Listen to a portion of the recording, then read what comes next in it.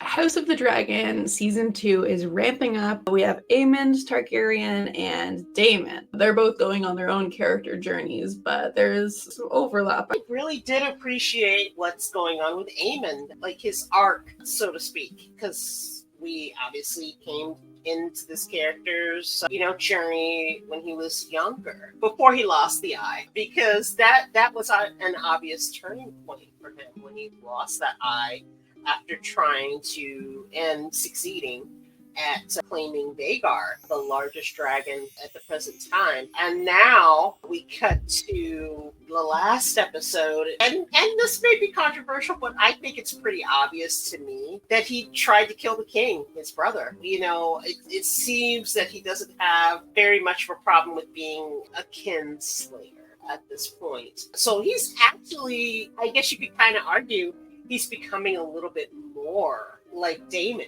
a little bit more, treacherous. Daemon, even though he's got his bad points, never tried to kill his brother. He had respect for his brother. He loved his brother, but he just thought he could be a better king, which obviously Aemond must feel that way right now. So how did you feel when that whole battle in the skies happened and Aemond said Dracarys right when his brother was right in front of him? Oh my god, my heart dropped. I loved that battle with the dragons. I love that we could actually see it. That was so cool. I'm so happy that we saw that.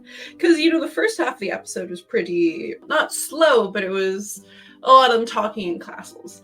And then they just ramped up the energy with that battle. When he just went all out and he shot his flames at both his brother and Rhaenys, I thought, okay, that makes sense for his character. Because he is more tactical than his brother. He doesn't really care how he gets to his end. So he wanted to kill Rhaenys.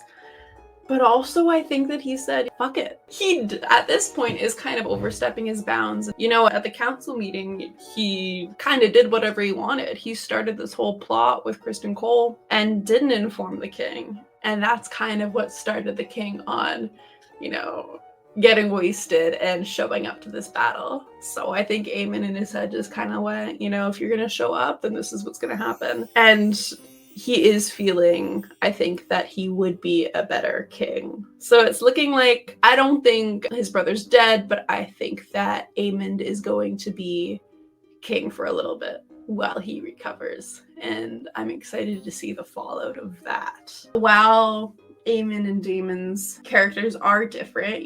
Daemon never tried to kill his own brother. At this point, there is some overlap because Daemon is doing his own thing in terms of the crown, not respecting Rhaenyra. And he's getting his flashbacks, seeing a young version of Rhaenyra. I think he thinks that he would be a better ruler as well, and he's trying to take things into his own hands. So although it's not killing his brother, he is still kind of going behind his own wife's back and trying to make his own play for it. I don't know if he's necessarily making a play per se. I think it maybe in his mind he feels like it's got to go well. He's got to show out. He's got to take over the surrounding areas and draw together the army that he's looking to put together. But he's got a lot of stuff that he's dealing with, unfortunately.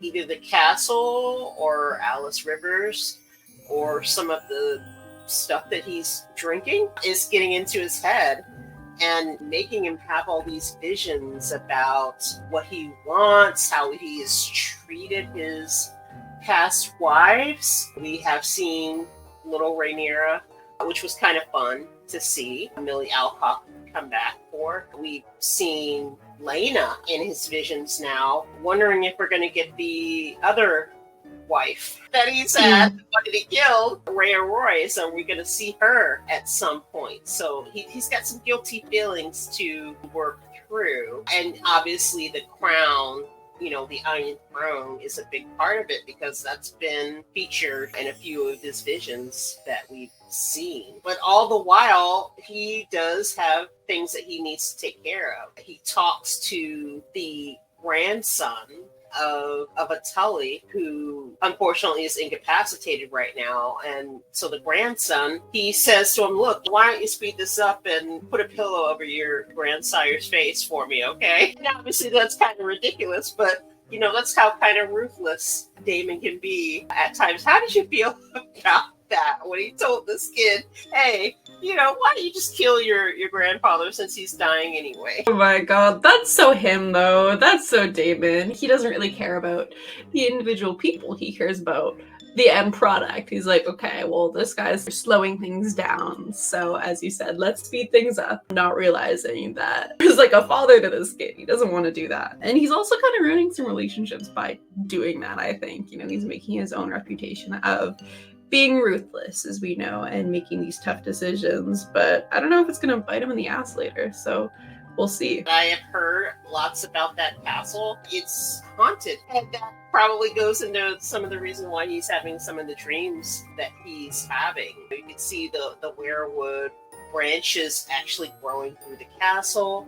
He's actually sleeping on like a weirwood bed. You know, he actually sees a vision of Aemond, but with his face. I was very confused, just like Daemon was. You know, you wake up just out of your sleep and you see someone yourself with an eye patch walking around this haunted castle. Like, I don't know about him, but I would have ridden my dragon off by now. I would have left. I think there is a little bit of foreshadowing there, but I mean, obviously, Aemond is his nephew. There's obvious tension there, a lot of similarities. I'm looking forward to see what is going to happen with both of these characters in the next few episodes. Let us know what you thought in the comments below. Be sure to like and subscribe, and catch y'all next time.